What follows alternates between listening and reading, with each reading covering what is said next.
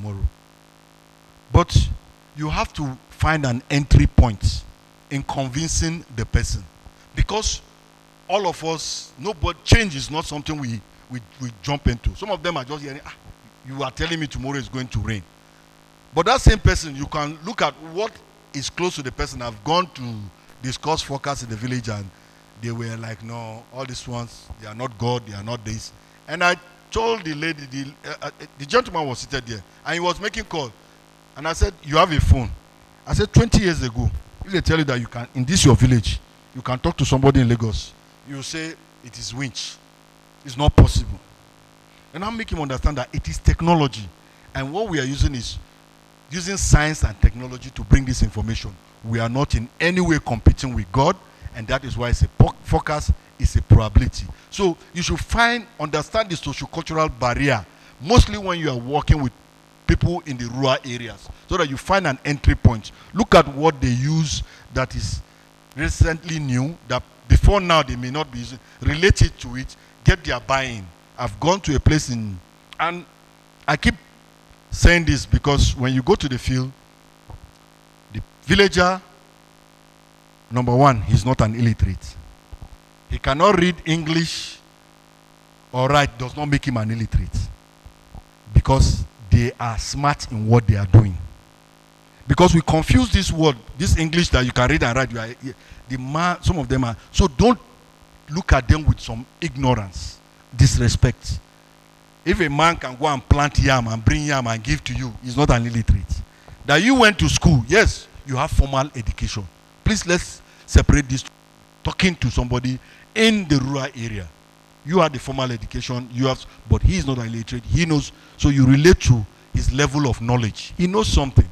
And based on that in Jigawa, I met somebody in Jigawa in Yusufari, I can't remember the name of the village. A very old man. The man is the village head of Kafia. The village is Kafia. He's a village head.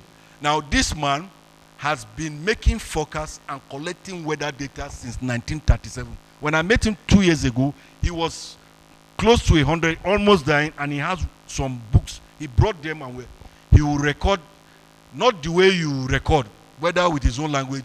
This is 1952.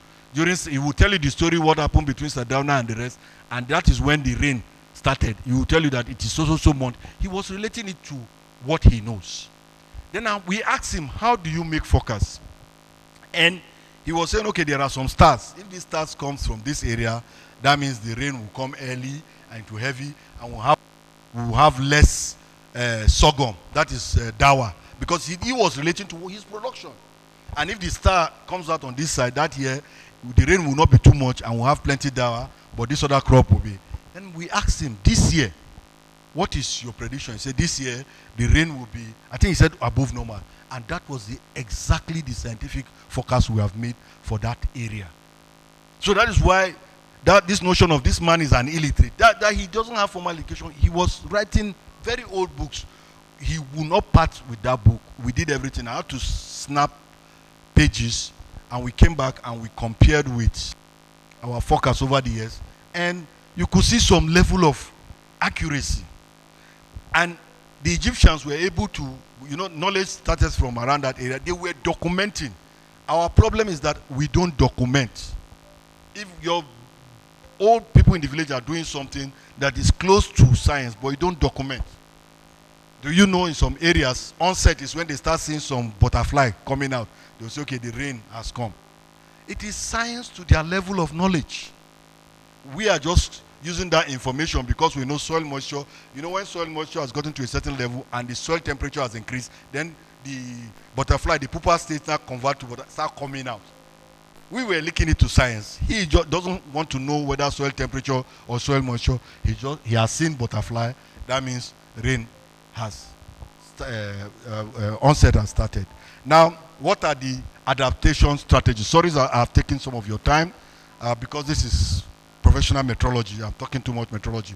Early warning for all. The UN Secretary General 2 years ago said, in the next 5 years, he wants everybody in every corner of the earth to have early warning. Now, the early warning is an initiative. is a groundbreaking effort to ensure that everyone on earth is protected from hazardous weather, water, and climate-related events through life-saving early warning system by the end of 2027. So that is the first assignment for all meteorologists. Early warning must get to every Nigerian before 2027. You have gone too fast, okay? So what are the key components of the early warning? This is based on WMO mandate after the Congress they just concluded. Now, first, we should be able to detect, observe, monitor, and analyze forecasts of all hazard. And that is the responsibility of NIMET and NISA. Should detect. 2, disaster knowledge. We have people from NEMA now. You need to understand, systematically document. It's not only to collect this data. You have to document this data systematically, and you should be able to identify those are at risk. Where are they?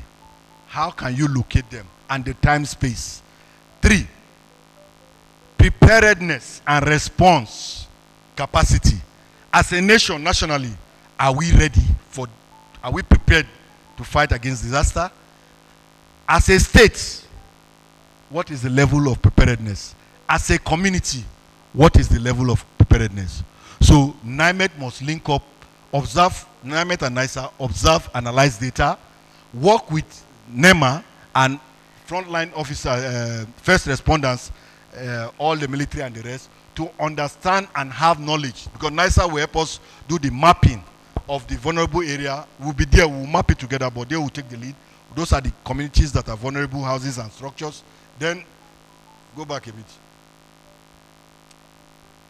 Then, we will now ask ourselves, are we prepared if flood, if last year flood now, they tell us as Nigeria, it's going to happen tomorrow. Can we respond better?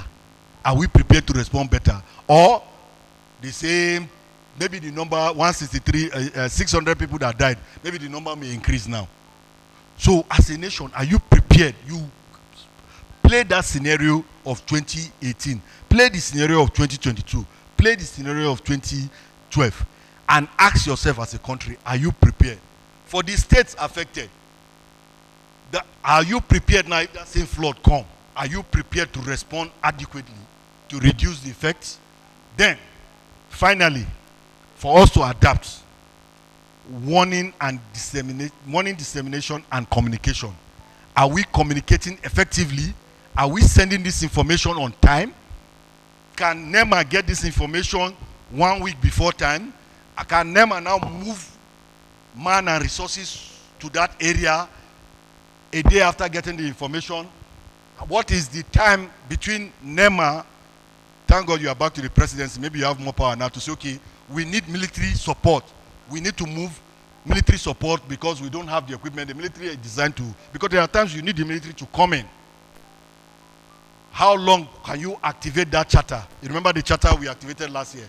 That all the global satellites will focus on Nigeria to pick the vulnerable area. How long does it take? So communication and early preparedness is key to adaptation in terms of weather and climate risks. What are the opportunities? Next. There are a lot of opportunities here because early warning systems have proven to be effective to adapt to climate change by providing cost-effective and reliable way of protecting people against this. Then the Global Commission for Adaptation says that given just 24 hours notice of impending, we can reduce damage by 30%. Just 24 hours, that is by Global Adaptation Commission. If you can release that information 24 hours to the people there, you can reduce the damage by 30%. That is an opportunity. Then, if we invest, let's say 8 million, this is globally, 800 million USD in developing countries like West Africa, including Nigeria, we'll be able to prevent loss that goes between 3 to 16 billion US dollar annually. So, government should invest in structures. NISA telemetry is below WMO. Government should invest.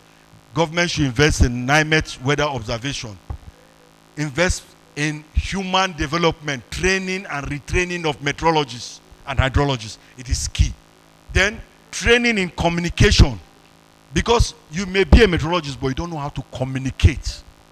That is key. Then training for frontline responders, those people, your partners, your stakeholders, that if they get this information, can they translate it? Do they understand it? It is important. That is what that investment is. And with 95% of the world, now looking at Nigeria, looking at the statistics I got from MBS, which is, they said about 100 million Nigerians now have registered their SIM card. That means, let's say that just that 100, if we can use communication to get this information to them rightly on time. NIMET has been on this, the DG, Professor Mansour has been on this, that how can we get a USSD code that when you press star, blah, blah, blah, you press, you know whether there will be rain in your area, whether there will be flood. But unfortunately, this is supposed to be a corporate responsibility. But the whole network has said NIMET should pay this billion, this to put, and we are saying, no, this is information that is key. And when my colleague from the road safety was talking about early warning, that you are watching Z-Wall and what it do, it takes control of communication, and you see hurricane warning, take action. No matter the channel you are connected to, they have built a system that except if you are playing video, you remove cassette, but if you are connected to either radio or television, it takes control. That is the fastest early warning. And because we are lucky here, there are hurricane, tornado, everything. So it takes control. You just see on your TV. But here in Nigeria, that the telephone, that once there's an alert, let's say there will be flood in Sokoto, all the subscribers in Sokoto should just get a flood alert. But they are saying NIMET and NISA should pay for that services. And the agency, the management are battling between welfare issues, some other, even the weather stations are not enough, then these people want you to, but those should be their corporate responsibility. And I think with an association like AMPON, this is an opportunity where we can, when you have a professional body, the agency has limitation in pushing for something, but with a professional body, you can successfully push for a lot of things. With my other professional bodies, I know a lot of things we've achieved with government. And unfortunately, you are coming at a time whereby government said they will stop funding those professional bodies. Government paid their salary and things like that. They said they are not going, I think, some years to come. But we'll get there. So, back, okay. Policymakers, what are the opportunities? We need to support the user community. When I say policymakers, NASDAQ, everybody, the communities we are from, all of us are from a support them. We have to develop a seamless seasonal, interseasonal, interannual, and decadal climate prediction and projection. NIMET have brought that for the next, there's a projection already for what will happen in Nigeria in 2100. That is 2100, that's the right acronym. Before 2029, how will that projection is already, so you need to make those projections, and you start making your short forecast based on those projections, looking at is it projection right? Are we going or we are coming down? Then we need to support capacity development of the next generation of climate experts. We want a lot of meteorologists to be as good as those that are anywhere in the world. So, Director, sir, training, and you are the Director of Research and Training. NIMET needs to double up its action in terms of training and retraining, understanding climate risks and making forecasts. Then national and international coordination and cooperation. We have a good relationship with NEMA. The Air Force, in fact, Diat Ogadia, at a point in time, I thought he was our staff, always in NIMET. Road safety, I know he's a meteorologist. So we need to work together. FAN is here. We are always together, NIMET and FAN. If you want to set up airport, the first thing you do is that you need a windrows. So when you need a windrows, you come to NIMET. NIMET develop a windrows and give to you. So you should understand collecting this data, the importance. The wind data, is very, very important. For you to set up an airport, one of the areas is that you must get, so that you establish the runway, the direction of the road. So NIMET have to, so you have in every sector you are there. There should be synergy.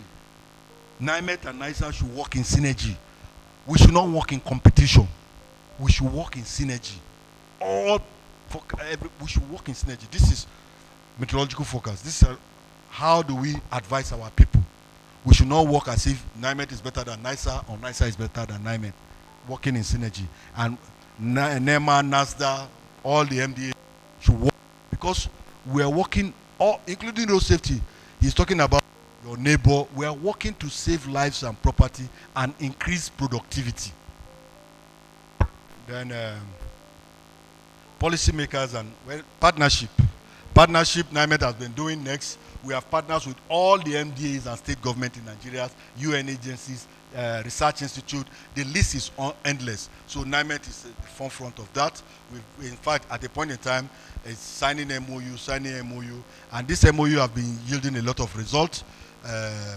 We've been working with the UN agencies are almost adopting some of our staff now because of the need for meteorologists. So as the DG has said earlier on, there is a quest for meteorologists all over the world and all over the country.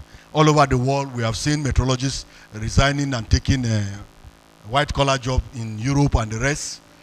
They are looking for it, but you need to develop yourself. But remember, country first. You are from a village. Anywhere you run to, remember your community. With this, I want to thank you for listening.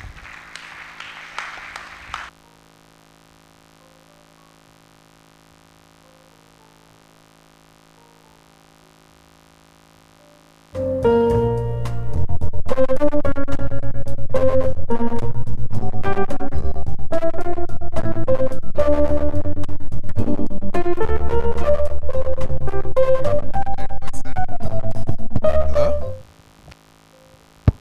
Thank you very much. Please let us give my maybe guest speaker a round of applause. Thank you very much, sir. We really appreciate your presence. Thank you very much, everyone. I know earlier when I was doing the introduction, just brief. It's just that the time did not permit to go through his whole profile throughout. I've mentioned and I keep repeating that he's a great scholar in the middle of meteorological services. Thank you very much. Due to our time, please we still seek your indulgence. We like to bring into the podium in person of Mr. Rotimi, our airport NIMET Met Office, to just give us a brief take-home note from the presentation we just had, from the keynote. And while we are doing that, we will be giving a refreshment package right down go on, so that immediately after that we can go for our break time. But there is a little bit changes there. We are supposed to have a Zoom meeting presentation too, but our speaker just give us the time, and unfortunately that time clash with the time we're supposed to go for a break, but it's just 20 minutes. So I would like to seek your indulgence to be patient for just brief within 15 to 20 minutes for that Zoom presentation. Then after that we go for a break and refresh ourselves. Please pardon us and forgive us for that. And at the same time, I think the Nigeria Air Force, you are here, the nuclear agency, they were here, the Federal Fire Service, they were here. So we'll be having them doing our syndicate session and interaction session after our break, so that their representatives will get prepared. That one will not take time, it's just for us to interact. So I would like to invite once again Mr. Rotimi, the Airport NIMET Station Forecast Office Abuja. Thank you very much. So, and we should just get prepared along that for the Zoom presentation. Thank you very much, sir.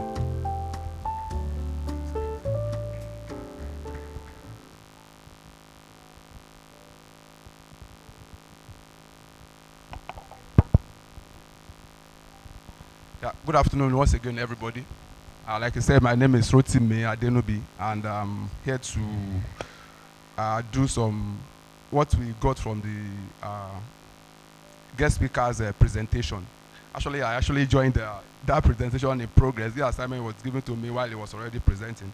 But what I found out, what I took note of, what my take home from here, include the fact that NIMET is actually has many partners in progress.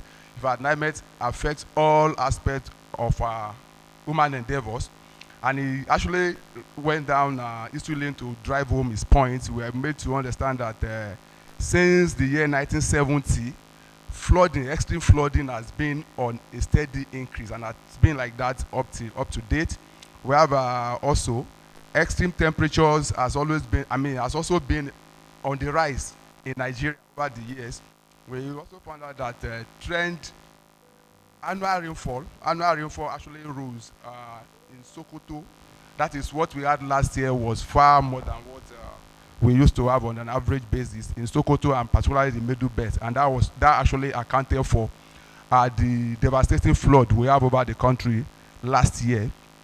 We also made to understand that 603 people were killed in 2002 due to the flood, 1.3 million people displaced, and 31 states were actually affected, and losses were in the range of $6.7 billion across the entire country. So it still went according to the United Nations, I suppose. Early warning, everybody in the world must have access to early warning by the year 2027. And this is actually a very great task for meteorologists, for hydrologists, and the country at large. For me, this is a very great task. And 2027 is just less than 6 years away. That's 5 years and 5 months from now. And if you want to understand that this is actually a very great task, humongous task ahead for us, let's just look back 5.5 years ago. Where were we? Where are we now? How far have we moved from where we were? Then let's look at what distance this communication barrier that has to be broken to get early warning to everybody that lives in the country. They told us what early warning entails: detection, observation, analysis, and forecasting of hazards. Then you have to actually know the disaster, the risk that is, the risk attached to the disaster risk knowledge by all stakeholders involved. Then how prepared are you to actually tackle these disasters? Then finally, you have to disseminate and communicate these early warnings. Then another very good one for me that I take away from that presentation is the fact that investing just about only $800 million in early warning systems by in developing countries, in Nigeria, for example. What it means is if Nigeria could actually invest the sum of $800 million in early warning systems, a one-off investment, I want to believe it can call for improvement later. But the fact is that it's going to prevent losses from 3 billion to 16 billion annually. Meaning, if we invest $800 million now, you are going to be saving 3 to 16 billion naira annually. Honestly, that is a very big take home for me as well, and for policymakers, for our sister agencies, our stakeholders, and our partners in progress.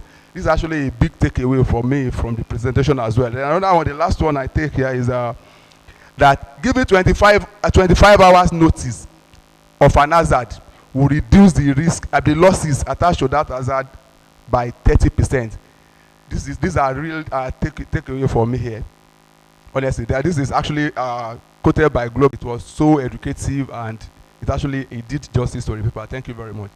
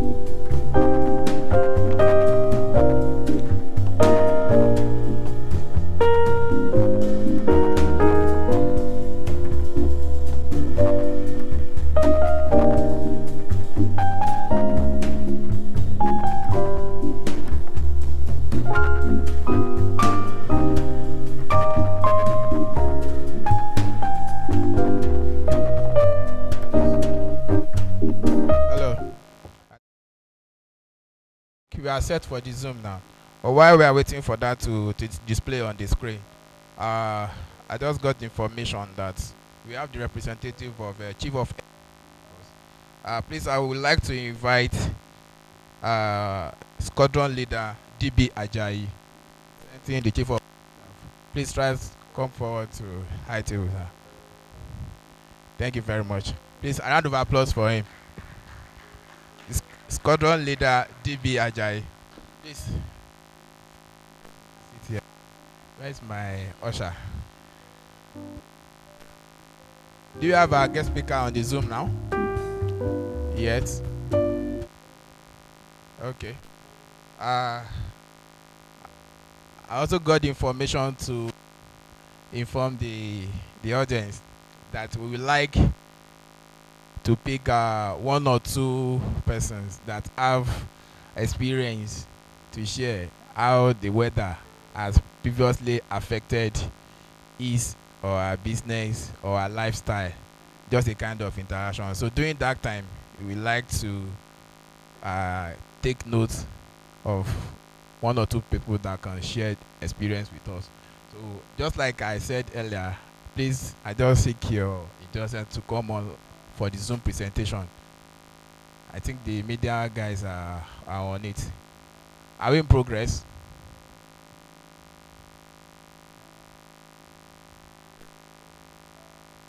Because very soon we'll be going for a break. Then after that we come for our syndicates and interaction sessions. And to the glory of God, we end the summit. Please pardon us for keeping you on seat.